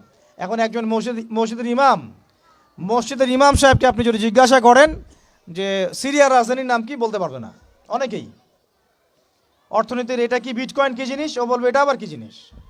ক্রিপ্টোকারেন্সি কি, বলবে এটার নাম তো জীবনে শুনি নাই, অথচ এটা ইকোনমিক্সের একটা বেসিক জিনিস। ইনফ্লেশন কি দেখবেন অনেকেই বলতে পারতেছে না, কিন্তু সে দাওরাত হাদিস পাস করেছে, ইফতা দিয়েছে, তাখাসসুস করেছে। তাহলে শিক্ষাটাকে আমরা এভাবে ভাগ করে ফেললাম। এদিকে আবার যারা জেনারেল লাইন আমরা পড়েছি, ধরেন জিজ্ঞাসা করেন যে ফরজ গোসল কেমন করে করতে হয়, সবাই ফরজ গোসল করি, কিন্তু আমরা যারা ম্যাচিউরড এবং ম্যারিড, অনেকেই মাসআলা ভুল আছে। অনেকেই পর্দা করে, পর্দার ফরজগুলো বলতে পারবে না। নামাজ, সবাই নামাজ পড়ে, নামাজের আরকান আহকামগুলো বলতে পারতেছে না। আমাদের এই যে ইয়াং জেনারেশন যারা স্কুলে, কলেজ, ইউনিভার্সিটিতে পড়েন, আপনি সবাইকে ধরে ওযুর খালি 4টা ফরজ জিজ্ঞাসা করেন, ওযুর 4 ফরজ কি বলো দেখি, দেখবেন বলতে পারতেছে না। তো এই যে অবস্থাটা, এটা কি আপনাদের কাছে মনে হয় এমনি এমনি হঠাৎ করে হয়েছে? নো, এটা বিগত 100-200 বছরের ওদের মেহনতের ফসল। আর আপনারা কি চাচ্ছেন এটা একদিনে একটা স্কুল দিয়ে চেঞ্জ করতে? মোটেই পসিবল না। আর মোটেই পসিবল না। আর যদি মনে করেন একজন ভাই, একটা সরকার, একটা প্রশাসন, একটা ইসলামিক দল, তার উপর দায়িত্ব চাপাই দিলে আমরা দায়মুক্ত হব, কোনোদিনও সম্ভব না। আমাদেরকে এরকম আরও এরকম 30-40 বছরের একটা মিশন নিয়ে নামতে হবে। 30 বছর একটা মিশন নিয়ে নামতে হবে। 30 ইয়ার্সে আমরা কোন জেনারেশন দেখতে চাই। এই আমার মেয়েটার বয়স যখন, এখন বয়স ওর 5 বছর 6 বছর, ওর বয়স যখন 20 বছর হবে, তখন আমি ওকে কোন জায়গায় দেখতে চাই, এবং এই 15 বছর আমি কিভাবে পড়ালে ওকে আমি ওই জায়গায় নিতে পারবো, এই ফিকিরটা আমাদেরকে করতে হবে। এখন কাজ মোটামুটি করা হয়ে গেছে, খালি দরকার সমন্বয়। সমন্বয় আবু তোহা আদনান ভাই করবে না, সমন্বয় মিজানুর রহমান আজহারি ভাই করবে না, সমন্বয় বাংলাদেশের শিক্ষামন্ত্রীর দিকে তাকায় থেকে লাভ নাই, সমন্বয় অমুক হুজুর তমুক দল তারা করবে না। সমন্বয়ের দায়িত্ব আপনার সবার, আপনাদের সবার। কারণ সন্তান তো আপনার, আপনার ফিকির কি, আপনার চিন্তা কি। আমরা সবাই রেডিমেড পাইলে সেখানে গিয়ে একটা জিনিসকে মানে নার্সিং করতে চাই, যে ওরা করুক তারপরে গিয়ে আমি জয়েন হব না, এই চিন্তাটাই ত্যাগ করতে হবে। আপনাদেরকেই তৈরি করতে হবে প্ল্যাটফর্ম, আপনাদেরকে প্ল্যাটফর্ম তৈরি করতে হবে। আমি খোলামেলা কথা বলতেছি, আপনাদেরকে জায়গা দিতে হবে রংপুরে। যদি রংপুরে চান যে এরকম কোনো স্কুল না, এটা তো স্কুল একটা বিগিনিং, প্লে থেকে 5 পর্যন্ত, ওরা মাস্টার্স পড়বে না, মাস্টার্স পরীক্ষা দিবে না, ওই পর্যন্ত তো আরও 15 বছর বাকি আছে। এই 15 বছরে তো এই লাইনে গেলে ওকে জানোয়ার বানায় দিবে। এই 15 বছর যদি এই লাইনে যায়, দেখা এমন হতে পারে ও সমকামী হয়ে গেছে। ও কয়দিন পরে এসে একটা ছেলেকে বিয়ে করে এসে বলবে যে ও তো মনে মনে মেয়ে, তাই বিয়ে করছি। তখন আপনি মুখ দেখাবেন কিভাবে? এমন তো হইতেই পারে, অস্বাভাবিক কিছু না, এগুলো হচ্ছে তো এখন। তো এখন আমি খোলামেলা কথা বলতেছি যে এই দায়িত্বটা আমার বা আমাদের একার নয়। ভুল ধরা যাবে অনেক, আমাদের সীমাবদ্ধতার শেষ নাই, ভুলের কোনো শেষ নাই, স্বীকার করতেছি। এরা চেষ্টা করতেছে, কিন্তু আমি জানি চেষ্টাটা মানে প্রয়োজনের তুলনায় নিতান্তই কম। আমাদেরকে সবাই মিলে চেষ্টা করতে হবে। আগে দরকার জায়গা। যদি আপনার জায়গা থাকে বা আপনাদের যদি জায়গা থাকে, আগে আপনারা জায়গা দেন রংপুর শহরে। কারণ আমরা চাই না যে কোনো জায়গায় কারো বাসায় ভাড়া নিয়ে আমাকে প্রতিষ্ঠান করতে হয়, এটা আমি চাই না। এটা আমরা কেন করব এটা? আমরা যদি আমাদের বাচ্চাদের ফিউচারের জন্য উদ্বিগ্ন থাকি, তাহলে আপনারও তো উদ্বিগ্ন হওয়া উচিত। আপনার যদি 100% জমি থাকে, 10% দিয়ে দেন, 20% দিয়ে দেন, 50% ওয়াকফ করে দেন। এটা আপনার কেয়ামতের জন্য, কেয়ামতের মাঠ পর্যন্ত জারিয়া হয়ে থাকবে ইনশাআল্লাহ। এটা তো আমার দায়িত্ব না, এটা আপনারও দায়িত্ব। আপনার যদি ব্যালেন্স থাকে, আপনি এখানে কন্ট্রিবিউট করেন, বিল্ডিং নির্মাণ আপনি করেন। আমার কাছে বলেন ভাই আপনি কি দিতে পারবেন, আমি আপনাকে পুরো সিলেবাস করে দিতে পারবো ইনশাআল্লাহ, একদম প্লে থেকে নিয়ে মাস্টার্স পর্যন্ত। আমি কিন্তু এমনি কথাগুলো বলি নাই। আমাকে যদি গভর্নমেন্ট এখনও ডাকে, কল করে উপরের লেভেল থেকে, আমি বলছি 5 বছর সময় নিব, খালি জাস্ট 5 বছর সময় নিব ইনশাআল্লাহ। আমাকে 100 জনের প্যানেল দিয়ে দেন, পুরো শিক্ষা সিস্টেম চেঞ্জ করে দেওয়া যাবে ইনশাআল্লাহ। আল্লাহ পাক আমাদেরকে বুদ্ধি প্রতিবন্ধী হিসেবে তৈরি করেন নাই। যারা আছে এদের মাথায় কি আছে, এরা কি পাশ করে আসছে, এটা আমরা খুব ভালো করে জানি, আমরা খুব ভালো করে জানি। কিন্তু আমরা অন্যকে আন্ডারএস্টিমেট করতে চাচ্ছি না, আমাদের নিজেদের উপর কনফিডেন্স আছে আমাদের, যেটাকে চেঞ্জ করা খুবই সম্ভব, ভেরি মাচ পসিবল। এই ক্লাস 5 পর্যন্ত বাচ্চাদেরকে যদি আমরা এভাবে গড়ে তুলতে পারি, আস্তে আস্তে পর্যায়ক্রমে 8, 9, 10 এভাবে গিয়ে আমরা ইনশাল্লাহ মাস্টার্স পর্যন্ত যেতে পারবো ইনশাল্লাহ। আর যদি দেখা যায় না এই সিস্টেমে পারছি না, তাহলে কোনো সমস্যা নেই, আমরা এটার নাম মাদ্রাসা দিয়ে দিব, কোনো সমস্যা নাই। তোহা জিন্নুরাইন ইসলামিক স্কুলের দরকার নাই, আমার তোহা জিন্নুরাইন ইসলামিক মাদ্রাসা থাকলেও চলবে, স্কুলই হতে হবে শেষে, নট নেসেসারি। আমার দরকার সিলেবাসটা কি, আমি পড়াচ্ছি কি, আমার এনভায়রনমেন্ট কি, আমার বাচ্চারা খেলতেছে কি না, ভালো খাচ্ছে কি না, ওদের পরিবেশ কেমন, এটা মূল কথা, আমার টাইটেলটা মূল কথা না। আর এই প্রজেক্টটা আমরা চাই সারা বাংলাদেশের 64টা জেলায় একটা করে বড় বড় ইউনিভার্সিটি হোক, এবং 68,000 গ্রাম বাংলায় একটা করে মক্তব হোক। তাহলে দেখবেন আগামী 20 বছরে আমি ইনশাআল্লাহ আপনাদেরকে একটা প্রজন্ম করে দিতে পারবো ইনশাআল্লাহ। তবে এই দায়িত্বটা কিন্তু আমার একার না। আমি আপনাদেরকে উদাত্ত আহ্বান, খোলামেলা বলতেছি, আপনাদেরকে আগে আসতে হবে। জায়গা থাকলে জায়গা দেন, আপনাদের অর্থের কন্ট্রিবিউশন করতে পারেন সেটা করেন, যদি আপনি ব্যালেন্স দিতে পারেন সেটা করেন, ফাইন্যান্সে হেল্প করতে পারেন সেটা করেন। যদি আপনি এটা এত কিছু না পারেন, আপনার কিছু একটা বিল্ডিং আছে, আল্লাহর জন্য দিয়ে দেন। এটা আপনি আমাদেরকে দিচ্ছেন না, আল্লাহর জন্য দিচ্ছেন। আপনি যদি এটাও না পারেন, অন্তত তাহাজ্জুদে আমাদের জন্য দোয়া করেন, অন্তত দোয়া করেন, অথবা বুদ্ধি দেন, পরামর্শ দেন, বা ধৈর্য ধরে সবর করে আমাদের সাথে থাকেন, থেকে 10টা বছর ওয়েট করেন, দেখেন কি হয়। আমার শুধু আমার মেয়েকে নিয়ে ফিকির না তো, এই প্রত্যেকটা বাচ্চা আমার বাচ্চা, আল্লাহর কসম করে বলতেছি। প্যালেস্টাইনে যখন আমরা দেখি যে আমাদের এক একটা বাচ্চা না খেয়ে মারা যাচ্ছে, তখন আমার নিজের যৌবনের উপর আমার ধিক্কার আসে, যে আমি যুবক হয়ে এখানে বসে আছি, আর আমি এই মানে কি বল মন্দের ভালো কিছু কাজ করার চেষ্টা করতেছি, অথচ আমাদের এই যে কচিকাঁচা বাচ্চাগুলো প্রত্যেকদিন বোমের শিকার হচ্ছে।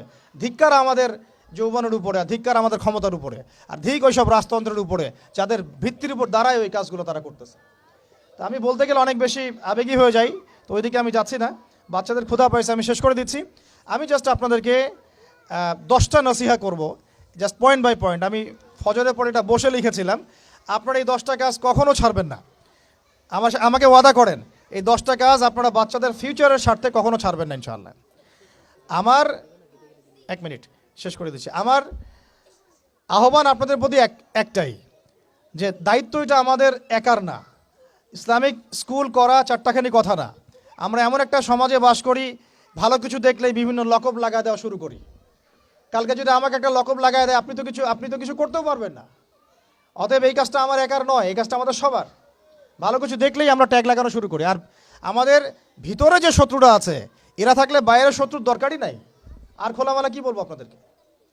ইসলামিক স্কুল করাটা মূল উদ্দেশ্য না আমাদের। আমাদের উদ্দেশ্য হচ্ছে ইসলামিক ইউনিভার্সিটি করা, প্রত্যেক জেলায় অন্তত একটা করে, যেখানে একটা বড় ক্যাম্পাস থাকবে, আবাসিক জায়গা থাকবে, নুরানি থেকে শুরু করে নাজেরা, হিপস, একদম দাওরা ইফতা পর্যন্ত, পাশাপাশি প্লে থেকে মাস্টার্স পর্যন্ত, এই দুটাকে কম্বাইন করা হবে ইনশাআল্লাহ। এটার জন্য আপনাদের পক্ষ থেকে আমাদের দরকার সহযোগিতা। আমি এভাবে কিন্তু কখনো এভাবে সহযোগিতা কখনো অনলাইনেও চাই না, অফলাইনে বলিনি কখনো। যতটুকু পারছি আমরা নিজেদের মতো করে করছি, বাট এটা আমার একার পক্ষে আর পসিবল না, আমাদের পক্ষে মোটেই পসিবল না। আমাদের বড় জায়গা দরকার, মাঠ দরকার, এরা খেলবে, আবাসিক জায়গা দরকার। তারপরে এদের ধরেন যে ভালো ভালো টিচার আনবো, আমাকে ভালো স্যালারি দেওয়া লাগবে। আমি যদি ট্রেনার আনতে চাই, আমাকে আরও ভালো ভালো স্যালারি দিতে হবে। আমার দরকার উন্নত পরিবেশ, হাইলি রেকমেন্ডেড একটা ক্যাম্পাস। আমার দরকার স্থায়ী ক্যাম্পাস, যেটা আমাদের স্থায়ী তোহা জিন্নুরাইন অ্যারাবিক মাদ্রাসার নামে ওয়াকফ করা, যেখানে অন্য কারো হস্তক্ষেপ থাকবে না।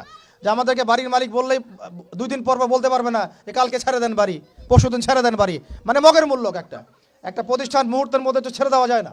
একটা স্বপ্ন নিয়ে আমরা দাঁড়াইছি এখানে।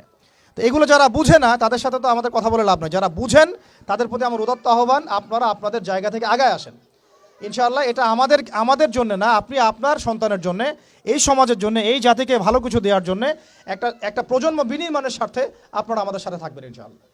এটা আমরা আশা করি আপনাদের কাছে। তো আমার 10টা নসিহত হচ্ছে, 1, যে আমাদের বাচ্চাদেরকে ওদের লক্ষ্যটাকে স্থির করাবেন, ওদের জীবনের লক্ষ্যটাকে 1 নাম্বার জান্নাত। এবং আমাদের বরেণ্য যে মানে সিংহ পুরুষরা আছেন উম্মার, ওদেরকে চিনাই দিবেন, ওদের মতো ওদেরকে হতে বলবেন। তোমাকে হামজার মতো হতে হবে, তোমাকে খালিদের মতো হতে হবে, তোমাকে ওমর ইবনে খাত্তাবের মতো হতে হবে, তোমাকে আলী ইবনে আবি তালেবের মতো হতে হবে, তোমাকে মারিয়াম আলাইহিস সালামের মতো হতে হবে, তোমাকে আয়েশার মতো হতে হবে। এই চেতনাগুলো ছোটোবেলা থেকে ওর মধ্যে ইনস্টল করেন। ও সামনে একটা রোল মডেল দেখবে যে আমাকে এরকম হতে হবে। এইসব ম্যাট্রিনা সব ফেলান, এগুলা টরিমনি সব ফেলান, এগুলা বাদ দেন। যা চলতেছে যে সাকিব টাকিব সব বন্ধ করেন। এইসবে কোনো ফিউচার নাই। এইসব ফিউচার হয়তো দুনিয়াতে কিছু দিতে পারে, কিন্তু পরকালে আল্লাহ পাকের আযাব গজব থেকে বাঁচার কোনো অপশন নাই। 2 নাম্বার, সন্তানকে নিজের মনে করবেন না। সন্তানকে মনে করবেন এটা আল্লাহর আমানত আপনার কাছে। এই আমার ছেলে, এটা আমার ছেলে না, এই ছেলেটা আল্লাহ পাক আমাকে দিয়েছেন। বিশ্বাস করেন আমরা তো ওকে নেওয়ার জন্য চেষ্টাও করি নাই। এমন হয়নি আপনাদের সময়? সন্তান না চেষ্টা করতেও সন্তান আসে নাই?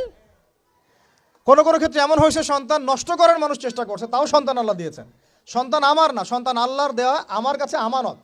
একে যদি আমি সুসন্তান রূপে মানুষ না করি, আগামী দিনে ওমর না বানাই, তাহলে আল্লাহ আমাকে ধরবেন। That's all. 1 নাম্বার, সন্তানকে ওর গন্তব্য চেনাবেন, ওকে আমাদের সিংহ পুরুষদেরকে পরিচয় করাই দিবেন, ওর মতো তাদের মতো হতে বলবেন। এবং সন্তানকে আপনি নিজের মনে করবেন না, সন্তানকে মনে করবেন আল্লাহর দেওয়া জাস্ট একটা আমানত। 3 নাম্বার, সর্বোচ্চ সেরা কারিকুলাম যারা দিচ্ছে ওই রকম প্রতিষ্ঠানে আপনি ওকে পড়াবেন। এরকম প্রতিষ্ঠান যদি সরকার দেয় তাহলে সরকারি প্রতিষ্ঠানে পড়াবেন, আমার কোনো সমস্যা নেই। যদি না দেয় তাহলে বেসরকারি, আর যদি বেসরকারিও না থাকে তাহলে আমরা গড়ে তুলব ইনশাআল্লাহ তাআলা। 3 নাম্বার হচ্ছে এটা, 3 নাম্বার। 4 নাম্বার, আল্লাহর ওয়াস্তে, এটা আমি প্রথমে বলতে চাইছিলাম, আল্লাহর ওয়াস্তে ডিভাইসের এডিকশন থেকে বাচ্চাদেরকে বাঁচান। ডিভাইসের এডিকশন এত মারাত্মক যে আমি নিজে এখন কোরআনের আয়াত ভুলে যাচ্ছি দিন দিন। এই ডিভাইস আমার হাতে যেটা আছে, এটা একটা পয়জন, এটা একটা হিপনোটাইজ করার যন্ত্র মানুষকে। এই মোবাইলের এডিকশন থেকে বাচ্চাদেরকে বাঁচাবেন আল্লাহর ওয়াস্তে। যদি আপনি বাচ্চাকে হাফেজ বানাতে চান, আলেম বানাতে চান, কারি বানাতে চান, মুহাদ্দিসা বানাতে চান, এটা হাতে থাকলে আপনি পারবেন না। এটাতে এডিক্টেড হয়ে গেলে আপনি কোনোভাবেই বাচ্চাকে মেমোরি ধরে রাখতে পারবেন না।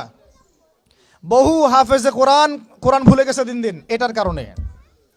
এটার মধ্যে অ্যাডাল্ট্রি অনেক কিছু আছে, ওরা এগুলো বোঝে, ওরা এগুলো এখন বোঝে, কিন্তু ওরা ছোট নাই এখন।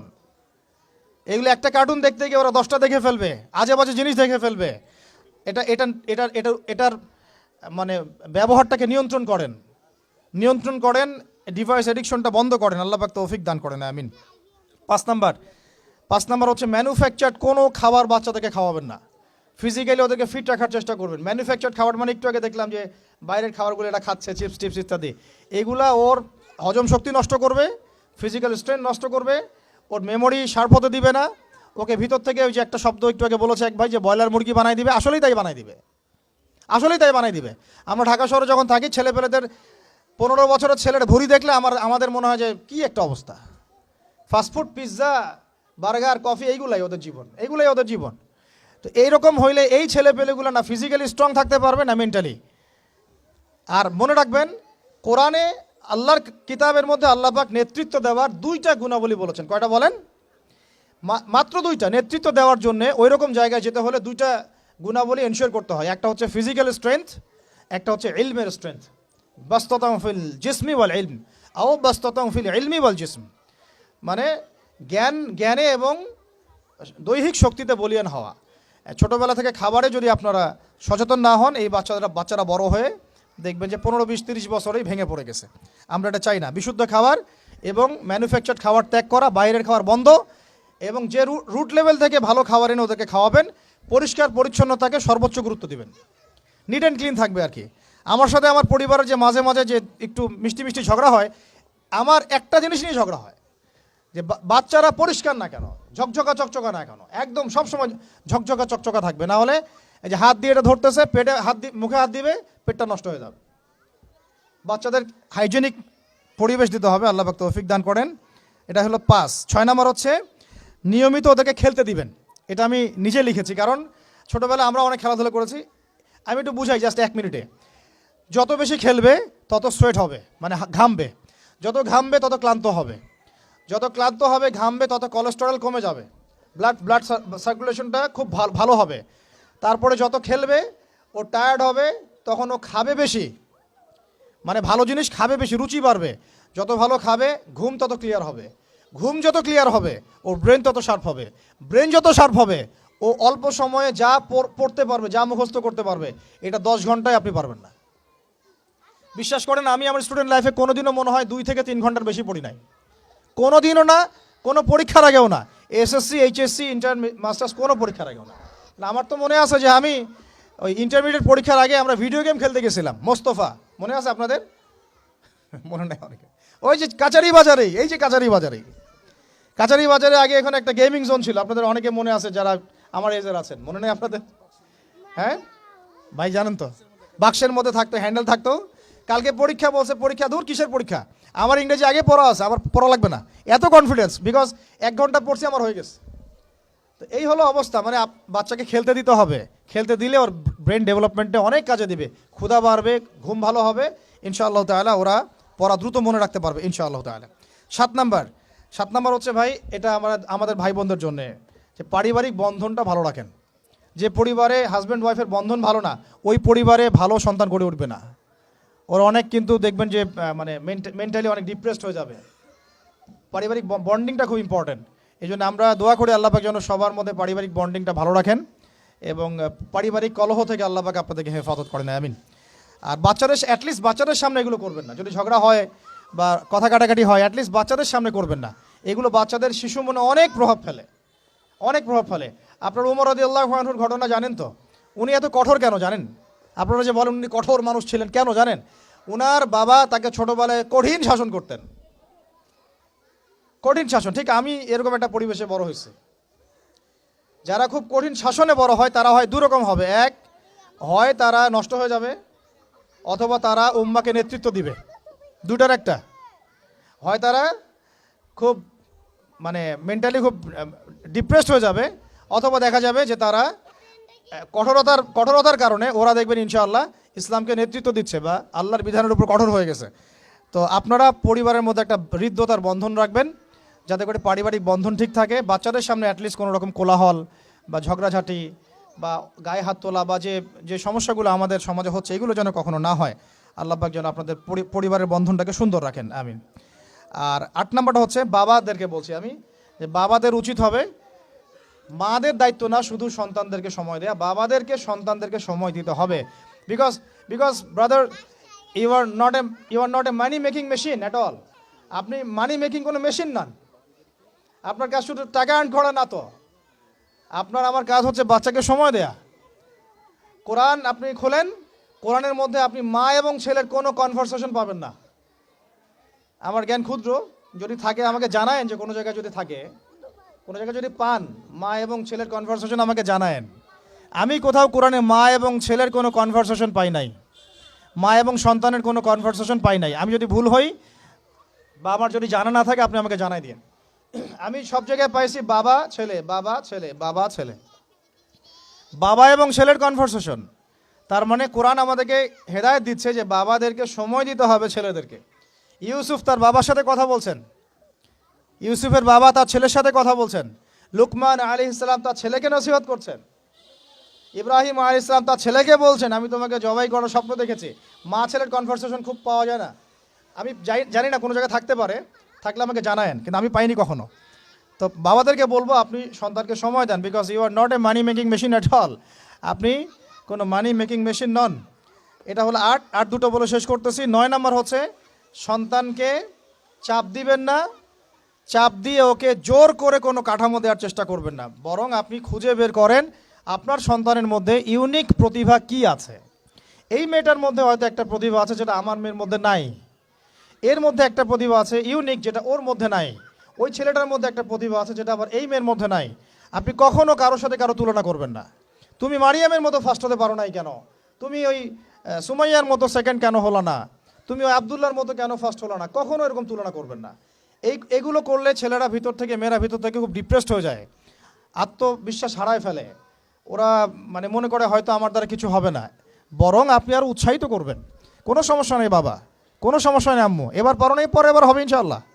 বরং তাদেরকে সময় দিবেন এবং খুঁজে বের করবেন যে কোন প্রতিভা আপনার মেয়ের মধ্যে, আপনার ছেলের মধ্যে আছে।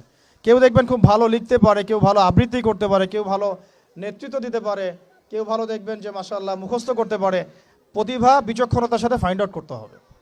এটা আমার কাজ বাবা হিসেবে, আপনার কাজ মা হিসেবে। আল্লাহ পাক আমাদেরকে এটা করার তৌফিক দান করেন, আমি জোর করে চাপায় দেওয়া যাবে না। আর একটা নসিহত শেষ, সেটা হলো আমরা তো 5 ওয়াক্ত নামাজ পড়বই, বাচ্চাদেরকে তো ইসলামিক পরিবেশ দিবই। আমাদের তাহাজ্জুদের ওয়াক্তে 2 রাকাত নামাজ পড়াটাকে আপনার উপর ফরজ করে নেন। তাহাজ্জুদের ওয়াক্তে অন্তত 2 রাকাত নামাজ পড়াকে আপনার আমার উপর ফরজ করে নেন, যদি ওটা ফরজ না, ফরজ করে নেন। কারণ ওই সময় দোয়া যেগুলো করা হয় আল্লাহর কাছে একদম সরাসরি কবুল হয়। আপনাদেরকে আমি একজন মনীষীর কথা খালি বলবো, ইমাম বুখারী রাহিমাহুল্লাহ, নাম শুনেছেন আপনারা? তার কিতাব কিয়ামত পর্যন্ত ইনশাআল্লাহ পড়ানো হবে। ওইটা না পড়ে কেউ আলেম হয় না, তাই না বিষয়টা? তিনি যে একসময় অন্ধ ছিলেন আপনারা কি জানেন? তিনি যে একসময় চোখে দেখতে পারতেন না আপনারা কয়জন জানেন? তার মা তাহাজ্জুদের ওয়াক্তে আল্লাহর কাছে কান্না করতে করতে করতে করতে, আল্লাহ আমার ছেলের চোখটা ভালো করে দাও, আল্লাহ আমার ছেলের দৃষ্টিশক্তি ফিরায় দাও, আল্লাহ আমার ছেলের দৃষ্টিশক্তি ফিরায় দাও। মায়ের এই দোয়া আল্লাহ পাকের আরশ পর্যন্ত পৌঁছে যায় অলৌকিকভাবে, মিরাকুলাসলি। ইমাম বুখারী রাহিমাহুল্লাহ সকালবেলা উঠে চোখে দেখা শুরু করেছে। আজকে ইমাম বুখারী কি এবং তার কিতাবের মূল্য কি, তার মর্যাদা কোথায়, তার কিতাব না পড়লে আমাদের মধ্যে কোনো মানুষ আলেম হতে পারবে না, এটা আমরা এখন স্বতঃস্বীকৃত। কিভাবে হয়েছে ভাই বোনেরা? দোয়ার মাধ্যমে। প্রচুর দোয়া করতে হবে সন্তানদের জন্য। আমি যতবার বাইতুল্লাহ যতবারই জিয়ারত করেছি, তাওয়াফ করেছি, প্রত্যেক তাওয়াফে আমি সবসময় দোয়া করি আমার ছেলে মেয়েদের জন্য। আল্লাহ আমার ছেলে ওসমানকে ওসমান রাদিয়াল্লাহু আনহুর মতো বানাও, শর্টকাট দোয়ার কি। আমার ছেলে মেয়ে মারিয়ামকে মারিয়াম আলাইহিস সালামের মতো বানায় দাও। আল্লাহ আমার মেয়ে আয়েশাকে আয়েশা রাদিয়াল্লাহু আনহার মতো বানায় দাও। আল্লাহ আমার ছেলে ওমরকে ওমর ইবনে খাত্তাবের মতো বানায় দাও। আপনারা এভাবে দোয়া করতে থাকবেন। দোয়া কবুলের সময়গুলো খুঁজে খুঁজে বের করে দোয়া করতে থাকতে হবে ইনশাআল্লাহ। বাবা মার দোয়া আল্লাহ পাক ফেলবেন না ইনশাআল্লাহ। আল্লাহ পাক আমাদেরকে এই বিষয়গুলো আমল করার তৌফিক দান করেন। আর সব সময় ছেলে মেয়েদেরকে আত্মবিশ্বাস দিবেন। যত তাদেরকে কনফিডেন্স দিবেন ওরা আরও ভালো করবে। যত ধমক দিবেন এই তুই পারিস না, তোর দ্বারা হয় না, তুই কি করস, ইত্যাদি ইত্যাদি, তত দেখবেন ও আর পারতেছে না। আমি বেসিক্যালি ছোট থেকে যে বড় হয়েছি এই জিনিসটার অনেক ঘাটতিতে বড় হয়েছে, কনফিডেন্স না দেয়া। তো তবে সবাই সব কিছু হয় না, কিছু ব্যতিক্রম বিষয় থাকে। কিন্তু আমি যেটা রিয়েলাইজ করেছি, একটা মানুষকে যখনই কনফিডেন্স দেওয়া হয় সে অনেক ভালো করে। যখন আপনি তাকে আন্ডারস্টিমেট করবেন সে ভালো করতে পারবে না। তাই আল্লাহর ওয়াস্তে আমাদের বাচ্চাদের উপরে চাপ না দিয়ে আত্মবিশ্বাস দিবেন, ভালোবাসবেন, মহব্বত করবেন, ওকে উৎসাহ দিবেন, দেখবেন ইনশাআল্লাহ ও আরও ভালো করতেছে ইনশাআল্লাহ। মাশাআল্লাহ তুমি তো সুন্দর লিখছো, আরেকটু ভালো করো, ভালো হয়েছে তো মাশাআল্লাহ, আরেকটু করো, সুন্দর আর্ট করছো, আরেকটু ভালো করো, মাশাআল্লাহ একবারও তো মুখস্থ করে ফেলছো, আরেকবারও পারবা ইনশাআল্লাহ। ওকে এইভাবে বুস্ট আপ করতে থাকেন ইনশাআল্লাহ তাআলা। দেখবেন এভাবে যদি একটা পরিকল্পনা মাফিক আমরা আগাই, জাস্ট 20টা বছর সবর করি যদি আমরা, আল্লাহ পাক যেন আমাদেরকে তৌফিক দান করেন, যে টানা 20 বছর যদি আমরা নেক হায়াতের সাথে এভাবে রাত দিন 24 ঘন্টা নিরলস দিনের কাজ করতে পারি, অ্যাটলিস্ট এডুকেশন সেক্টরে, আমাদের তো পলিটিক্যাল সেকশন নাই, ইকোনমিক সেকশন আমাদের হাতে নাই, অ্যাটলিস্ট শিক্ষা সেক্টরে যদি আমরা এভাবে কাজ করতে পারি, আগামী 20 বছরে বাংলাদেশের শিক্ষা ক্ষেত্রের হুলিয়া পরিবর্তন করে ফেলা সম্ভব ইনশাআল্লাহ। কারণ সব কিছু নতুন করে করা লাগবে না, আমরা শুধু সমন্বয় করব, পরিবেশ গড়ব এবং আমাদের জানমাল, সময়, শ্রম, জমি জমা এগুলো ওয়াকফ করবো ইনশাআল্লাহ আল্লাহর জন্য। এবং এগুলো করলে লাভ কি হবে, ওই বিখ্যাত হাদিসটা দিয়ে শেষ করতেছি, যে নবী সাল্লাল্লাহু আলাইহি ওয়াসাল্লাম বলেছেন, ইযা মাতাল ইনসান, যখন মানুষ ইন্তেকাল করবে বা করে, ইনকাতা আনহু আমালু, তার আমল নামাটা কেটে দেওয়া হয়, বন্ধ হয়ে যায়, ইল্লা সালাস, 3টা রাস্তা খালি জারি থাকে। 1 নম্বরই হচ্ছে সাদাকায়ে জারিয়া, মানে এমন সাদাকা, এমন কন্ট্রিবিউশন যেটা আমার ইন্তেকাল, আপনার ইন্তেকালের পরেও একেবারে চলতে থাকবে, লং টাইম সাস্টেন করতে থাকবে, এটা একটা। 2 নম্বর ওয়ালাদুন সালেহ, আমার নেককার সন্তান বা আপনার নেককার সন্তান, যে আপনার আমার জন্য কালকে আমাদের মানে পরকালে বারজাখের জীবনে আমরা যখন থাকবো তখন তারা দোয়া করতে থাকবে। আর আমি বলছি আমার ওমরই শুধু আমার ছেলে না, আপনাদের সবার সন্তান আমার সন্তান, আপনাদের সবার মেয়ে আমার মেয়ে। আমি এভাবে কখনো চিন্তা করি না যে যে প্রতিষ্ঠানগুলো আমরা করতেছি বা যে প্রজেক্টগুলো আমরা নিচ্ছি হাতে, এগুলো শুধু আমার ছেলের জন্য, আমার মেয়ের জন্য, কোশ্চিন কালেও না। এদেশের প্রত্যেকটা শিশু আমার শিশু, আমার ছেলে আমার মেয়ে, এদেশের প্রত্যেকটা বোন আমার বোন, এদেশের প্রত্যেক ভাই আমার ভাই। ওইভাবে চিন্তা করে আমাদেরকে না গেলে আমরা জাতিগত পরিবর্তন আনতে পারবো না। তখন আমরা স্বার্থপর হয়ে যাবো, আমার ছেলে বাঁচলেই হলো, আমার মেয়ে বাঁচলেই হলো। তখন হবে কি, আমার ছেলে আদতে বাঁচতে পারবে না, আমার মেয়েও বাঁচতে পারবে না, কারণ ফিতনা যখন সব জায়গায় ছড়ায় পড়বে আমার ঘরেও তো ঢুকবেই, স্বাভাবিক। আর শেষ নম্বরটা হচ্ছে আল ইলম, এমন জ্ঞান ইউনতাফাউ বিহিন নাস, যে জ্ঞান দিয়ে মানুষ উপকৃত হয়, এই হলো শিক্ষা প্রজেক্টগুলো। তো আল্লাহ পাক এই হাদিসটার উপর আমাদের সবাইকে আমল করার তৌফিক দান করেন, আমিন। আর আমি লম্বা করছি না, আপনাদের অনেকেই ক্ষুধার্ত, আমাদের বাচ্চারা ক্ষুধার্ত। আমরা দোয়া করি আল্লাহ পাক যেন আমাদের সবাইকে পবিত্র কোরআন এবং নবীর হাদিস অনুযায়ী জীবন গড়ার তৌফিক দান করেন। 1 নম্বর, সবাইকে যেন আমাদের এই শিক্ষা প্রজেক্টের সাথে আপনাদেরকে সম্পৃক্ত করেন, আমিন। আমাদের জীবনের গন্তব্যটা আমাদেরকে ফিক্স করার তৌফিক দান করেন, বাচ্চাদেরকে মানুষ করার তৌফিক দান করেন, সবাইকে হালাল খাওয়ার তৌফিক দান করেন, ধৈর্য ধরার তৌফিক দান করেন, নেক আমল আল্লাহ পাক যেন বেশি বেশি করার তৌফিক দেন এবং সুন্নাহ ভিত্তিক জীবন গড়ার তৌফিক দেন।